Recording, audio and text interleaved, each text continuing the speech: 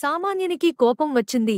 మధ్యప్రదేశ్లోని కాకరియా గ్రామానికి చెందిన ముఖేష్ తన గ్రామంలో అవినీతి, ఆక్రమణలు అడ్డుకోవాలని కోరుతూ 7 ఏళ్లుగా అధికారులకు ఫిర్యాదు చేస్తున్నారు.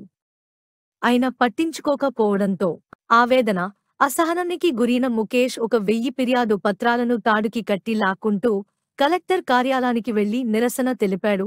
ఎట్టకేలకు కలెక్టర్ స్పందించి ఒక కమిటీని ఏర్పాటు చేశారు. అయితే ముఖేష్ పోరాటంపై దేశవ్యాప్తంగా ప్రశంసలు కురుస్తున్నారు.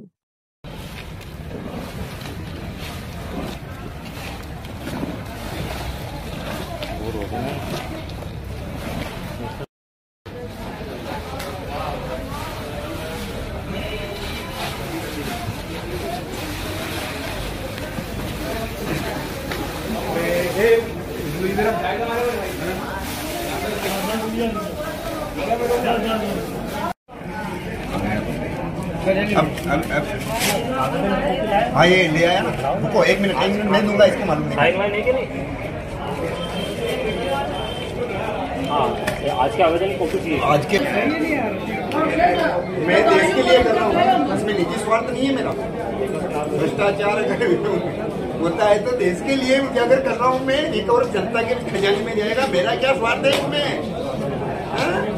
सारी जाली फोटो है, ये जाली फोटो भेज दिया इन्होंने। हाँ ये जाली फोटो है, ये जाली फोटो है इनके। मैंने शिकायत कहाँ की, इन फोटो कहाँ के भेजे? इतने बदमाश है। मैं तो लोकल से फाइल लेके आया, मैं तब मालूम पड़ा मेरे को कि लोग इतने गिरे हुए हैं।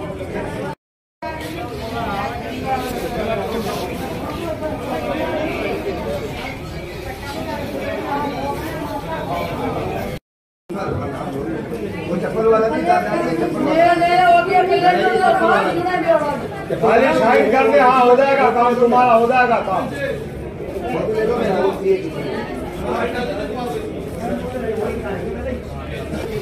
और मांग रहे क्या करे बेचारा, गरीब क्या करे बेचारा।